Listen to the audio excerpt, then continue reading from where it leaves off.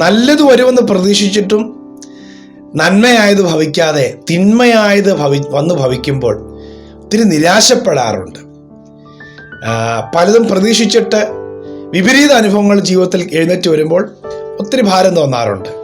ഇന്ന് കർത്താവ് ഈ ഞായറാഴ്ച ദിവസം സംസാരിക്കുന്ന ദൂത് ഇതാണ്: നിരാശപ്പെടേണ്ട, നിങ്ങൾക്ക് വേണ്ടി നീതിയോടെ ഉത്തരമരുളുന്നൊരു ദൈവമുണ്ട്, നേരോടെ വിധിക്കുന്ന ഒരു ദൈവമുണ്ട്, നിങ്ങളുടെ നീതി അറിയുന്ന ഒരു ദൈവം, നിങ്ങളുടെ ഉള്ള സാഹചര്യത്തെ അറിഞ്ഞ് നീതിപൂർവം ഇടപെടുന്ന ഒരു ദൈവമുണ്ട്. ഇന്ന് കർത്താവ് സംസാരിക്കുന്ന സന്ദേശം 92-ാം സങ്കീർത്തനത്തിൻ്റെ ഒടുവിലത്തെ വാക്യമാണ്. യഹോവ നേരുള്ളവൻ, അവൻ എൻ്റെ പാറ, അവനിൽ നീതികേടില്ല എന്ന് കാണിക്കേണ്ടതിന് തന്നെ. ആ സങ്കീർത്തനത്തിലെ ദൈവദാസൻ ഒത്തിരി ഭാരപ്പെടുകയാണ്.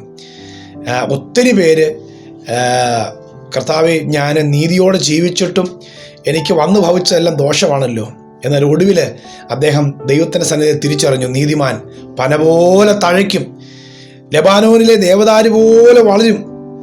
യഹോവയുടെ ആലയത്തിൽ നടുതലയായവർ നമ്മുടെ ദൈവത്തിൻ്റെ പ്രാകാരങ്ങളിൽ തഴയ്ക്കും, വാർദ്ധക്യത്തിന് അവർ പുഷ്ടി വെച്ചും പച്ച പിടിച്ചു ഇരിക്കും. അപ്പോൾ ഇത് തിരിച്ചറിഞ്ഞപ്പോഴാണ് അദ്ദേഹം പറയുന്നത്, എന്തിനു വേണ്ടിയാണെന്നറിയോ ദൈവം ഇങ്ങനെ ചെയ്യുന്നത്? യഹോവ എൻ്റെ പാറ, മാറ്റമില്ലാത്തവൻ, അവനിൽ നീതികേടില്ല എന്ന് കാണിക്കേണ്ടതിന് തന്നെ. ഞാൻ ദൂതായിട്ട് ഞാൻ പറയാം, നിങ്ങളുടെ ജീവിതത്തിൽ ആരൊക്കെ പരിഹസിക്കാനും ആരൊക്കെ കളിയാക്കാനും ഏതെങ്കിലും ശൂന്യതകളോ കുറവുകളോ കുറച്ചിലുകളോ നിങ്ങളുടെ ജീവിതത്തിൽ വന്നു പോയിട്ടുണ്ടെങ്കിൽ ദൈവം നീതിമാനാണ്. അവരുടെ നടുവിൽ വെച്ച് തന്നെ ദൈവം നിങ്ങളെ മാനിക്കാനായി തൻ്റെ നീതി വെളിപ്പെടുത്തുന്ന ദൈവമാണ്. ഹല്ലേലൂയ. നിങ്ങൾ ദൈവത്തിന് വേണ്ടി നിന്നതുകൊണ്ടും ദൈവരാജ്യത്തിന് വേണ്ടി നിങ്ങൾ ഇറങ്ങിത്തിരിച്ചതുകൊണ്ടും നിങ്ങൾ അനുഭവിക്കുന്ന എല്ലാ നിന്ദകൾക്കും ഒരു പരിഹാരമുണ്ട്: നീതിയോടെ ഉത്തരമരുളുന്നൊരു ദൈവം. ഹല്ലേലൂയ. അവനിൽ നീതികേടില്ല എന്ന് കാണിക്കുവാൻ ദൈവം ചിലത് നിങ്ങൾ കൊണ്ട് ചെയ്യാൻ പോകുകയാണ്. വിശ്വസിച്ചിട്ട് ആമേൻ പറഞ്ഞേ. ദൈവത്തിൻ്റെ കയ്യിൽ നീതികേടില്ല. ദൈവം മുഖം മറയ്ക്കുന്നത് ചോദിക്കുന്ന കുറേ പേരുണ്ട്. നിന്റെ ദൈവം എവിടെയെന്ന് ചോദിക്കുന്നവരെ ചോദ്യമുണ്ട്. മനസ്സ് ചോദിക്കും, എൻ്റെ ആത്മാവെ നീ വിഷാദിച്ചുള്ളിൽ ഇറങ്ങുന്നത് എന്ത്?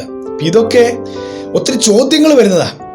അവിടെയൊക്കെയും എൻ്റെ ദൈവത്തിൽ നീതികേടില്ല, അവൻ വിശ്വസ്തൻ, സമയമാകുമ്പോൾ അവൻ എന്നെ ഉയർത്തും, സമയമാകുമ്പോൾ അവൻ എനിക്ക് വേണ്ടി ഇടപെടും, സമയമാകുമ്പോൾ അവൻ വഴി തുറന്നോളും. ദൈവത്തിൽ നീതികേട് ഒട്ടുമില്ല. ഹല്ലേലൂയ. അപ്പോസ്തലനായ പൗലോസ് റോമർക്ക് ലേഖനം എഴുതിയപ്പോൾ അതിൻ്റെ 8-ാം അധ്യായത്തിൻ്റെ ചില വാക്യങ്ങൾ 31 മുതലുള്ള വാക്യങ്ങളിൽ ഇങ്ങനെ പറയുന്നു: ഇത് സംബന്ധിച്ച് നാം എന്ത് പറയണ്ടു? ദൈവം നമുക്ക് അനുകൂലമെങ്കിൽ പ്രതികൂലമാർ. ദൈവം അനുകൂലമാണെങ്കിൽ വേറെ ആരെല്ലാം പ്രതികൂലമായാലും പ്രശ്നമല്ല. അടുത്തത്, ദൈവം തിരഞ്ഞെടുത്തിരിക്കുന്നവരെ ആർ കുറ്റം ചുമത്തും? നീതീകരിക്കുന്നവൻ ദൈവം. ലോകം മുഴുവൻ നിങ്ങൾ കുറ്റക്കാരാണെന്ന് പറഞ്ഞാലും നിങ്ങൾക്കറിയാം നിങ്ങൾ കുറ്റക്കാരല്ലെങ്കിൽ നിങ്ങൾ ഒരിക്കലും കുറ്റക്കാരനാകുകയില്ല. കാരണം നിങ്ങളെ നീതീകരിക്കാൻ ആരുമില്ലെങ്കിലും, ഒന്ന് നിങ്ങളുടെ മനസാക്ഷി, 2 നിങ്ങളെ നീതീകരിക്കാനൊരു ദൈവമുണ്ട്. തക്ക സമയമാകുമ്പോൾ നിങ്ങളുടെ നീതി വെളിപ്പെടും. അവൻ നീതിമാനായ ദൈവം, നീതിയുള്ളവൻ ലോകത്തിലുണ്ട്. ഹല്ലേലൂയ. യേശുവിനെ ക്രൂശിക്കാനായിട്ട് പീലാത്തോസിന് മുമ്പിൽ കൊണ്ട് നിൽക്കുമ്പോൾ ഒരുപാട് വ്യാജ ആരോപണങ്ങൾ യേശുവിനെതിരെ നിരത്തിയപ്പോൾ യേശുവിനോട് പീലാത്തോസ് ചോദിച്ചു, നിനക്ക് വല്ലതും പറയാനുണ്ടോ? യേശു പറഞ്ഞത് അങ്ങനെയൊന്നുമില്ല. യേശു പറഞ്ഞ കാര്യം, മേളിൽ നിന്ന് ഒരു അധികാരം നിനക്ക് കിട്ടിയാൽ മാത്രമേ എൻ്റെ മേൽ നിനക്ക് അധികാരമുള്ളൂ. അതുകൊണ്ട് എന്നെ നിന്റെ കയ്യിൽ ഏൽപ്പിച്ചവനാണ് മുഴുവൻ ഉത്തരവാദിത്വമുള്ളത്. എനിക്ക് വേറൊന്നും നിന്നോട് പറയാനില്ല. ഹല്ലേലൂയ. വിശ്വസിച്ചോ? കഷ്ടം അനുഭവിച്ചിട്ട് അവൻ ഭീഷണി പറയാതെ ന്യായമായി വിധിക്കുന്നവങ്കിൽ ഭരമേൽപ്പിച്ചു എന്നാണ് പത്രോസിൻ്റെ 1-ാം ലേഖനം 2-ാം അധ്യായത്തിൻ്റെ 22-23 വാക്യത്തിൽ പറയുന്നത്. ഭീഷണി വാക്ക് പറയാതെ നേരോടെ ന്യായമായി വിധിക്കുന്ന ഒരു ദൈവമുണ്ടെന്ന് പറഞ്ഞ് ഭരമേൽപ്പിച്ചു. ഒന്ന് വിട്ടുകൊടുത്തു. സമയമാകുമ്പോൾ അവൻ നമ്മളെ ഉയർത്തിയിരിക്കും. ഒരു ക്രൂശീകരണവും ഒരു അടക്കമൊക്കെ ഉണ്ടെങ്കിൽ ഒരു ഉയർത്തെഴുന്നേൽപ്പും ദൈവം വെച്ചിട്ടുണ്ട്. ഹല്ലേലൂയ. നിന്റെ അടക്കത്തോടു കൂടി എല്ലാം തീർന്നെന്ന് സാത്താനും ലോകമൊക്കെ സന്തോഷിച്ച ദിവസം ഉണ്ടായിരുന്നു. പക്ഷേ ഉയർപ്പോടുകൂടി ലോകത്തിന് വലിയ പ്രതീക്ഷ നൽകി, നമുക്കും പ്രതീക്ഷ നൽകി. വിശ്വസിക്ക്, യഹോവ നമ്മുടെ പാറ, അവനിൽ നീതികേടില്ല എന്ന് കാണിക്കേണ്ടതിന് നിങ്ങൾക്ക് വേണ്ടി ചില അടയാളം, നിങ്ങളുടെ വീടിന് വേണ്ടി, നിങ്ങളുടെ തലമുറയ്ക്ക് വേണ്ടി, നിങ്ങളുടെ ആരോഗ്യത്തിന്, നിങ്ങളുടെ കുടുംബത്തിലെ സാമ്പത്തിക വിഷയത്തിന് വേണ്ടിയൊക്കെ, നിങ്ങളുടെ ഉയർച്ചയ്ക്ക് വേണ്ടി ദൈവം ചിലത് ചെയ്യാൻ പോകുകയാണ്. ദൈവത്തിൽ നീതികേടില്ല എന്ന് കാണിക്കേണ്ടത് നമ്മുടെ ഭക്തി എന്നുള്ളതല്ല എൻ്റെ അർത്ഥം. പക്ഷെ ദൈവത്തിൽ നീതികേടില്ല. ദൈവം നീതിമാനാണ്. ഹല്ലേലൂയ. 4-ാം സങ്കീർത്തനത്തിൽ ഇങ്ങനെയാണ് സങ്കീർത്തനക്കാരൻ പാടുന്നത്: എൻ്റെ നീതിയായ ദൈവമേ, ഞാൻ വിളിക്കുമ്പോൾ എനിക്ക് ഉത്തരം അരുളണമേ. ഞാൻ ഞെരുക്കത്തിലിരുന്നപ്പോൾ നീ എനിക്ക് വിശാലത വരുത്തി എന്നോട് കൃപ തോന്നി എൻ്റെ പ്രാർത്ഥന കേൾക്കണമേ. എൻ്റെ നീതിയായ യഹോവേ. ഹല്ലേലൂയ.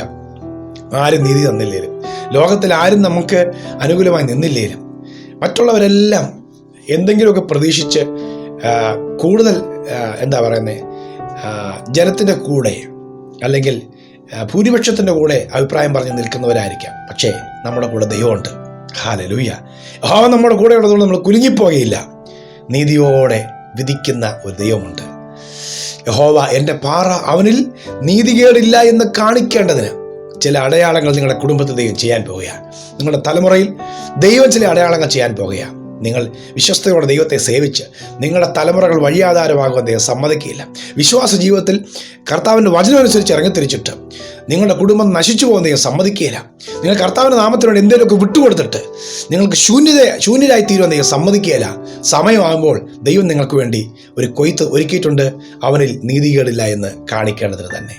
ഞാൻ പ്രാർത്ഥിക്കട്ടെ നിങ്ങൾക്ക് വേണ്ടി. പ്രിയ കർത്താവേ, ഈ ഞായറാഴ്ച ഞാൻ പ്രാർത്ഥിക്കുകയാണ്, അവിടുത്തെ സന്നിധിയിൽ നീതികേടില്ലെന്ന് കാണിക്കാനായിട്ട് ചില അടയാളം ഈ മക്കൾ ചെയ്യണമേ കർത്താവേ. നിന്റെ നാമനിമിത്തം നഷ്ടവും കഷ്ടതകളൊക്കെ അനുഭവിക്കുന്നവരാണ്. അതിനകത്തും ദൈവത്തിൻ്റെ ഒരു മഹത്വം സമയത്ത് വെളിപ്പെടും. ദൈവത്തിൽ നീതികേടില്ല എന്ന് കാണിക്കുവാൻ ചില അടയാളങ്ങളും അത്ഭുതങ്ങളും ഈ മക്കൾക്ക് അനുകൂലമായി വെളിപ്പെട്ടു വരും. അത് സംഭവിക്കട്ടെ. നിന്റെ മക്കളെ അനുഗ്രഹിച്ച് പ്രാർത്ഥിക്കുന്നു യേശുവിൻ നാമത്തിൽ തന്നെ. ആമേൻ. ആമേൻ. ശ്രദ്ധിക്കുക, ഇന്ന് ഞായറാഴ്ചയാണല്ലോ. ഞായറാഴ്ച നമുക്ക് ഓൺലൈൻ വർഷിപ്പ് ഉണ്ട്. രാത്രി 8:45 മുതൽ 9:45 വരെ എല്ലാവരും ജോയിൻ ചെയ്യണം. എത്ര പേർക്ക് ജോയിൻ ചെയ്യാൻ പറ്റുമോ അത്രയും പേര് ജോയിൻ ചെയ്യണം. രാത്രിയിൽ 8:45 മുതൽ 9:45 വരെ. അതിൻ്റെ ഓൺലൈൻ സൂമിൻ്റെ ഐഡിയും പാസ്വേഡും ലിങ്കും ഒക്കെ നമ്മുടെ ചാനലിൻ്റെ ഡിസ്ക്രിപ്ഷനിലുണ്ട്. നിങ്ങൾക്ക് അത് എടുക്കാം. ഇല്ലെങ്കിൽ നിങ്ങൾ വാട്സാപ്പിൽ മെസ്സേജ് അയച്ചാൽ നിങ്ങൾക്ക് അയച്ചു തരും. നിങ്ങൾക്കൊരു വിടുതലിൻ്റെ സന്ദേശവും ഒരു വർഷിപ്പൊക്കെ ക്രമീകരിച്ചിട്ടുണ്ട്. ഇന്ന് രാത്രി 8:45 മുതൽ 9:45 വരെ. God bless you. Have a beautiful Sunday.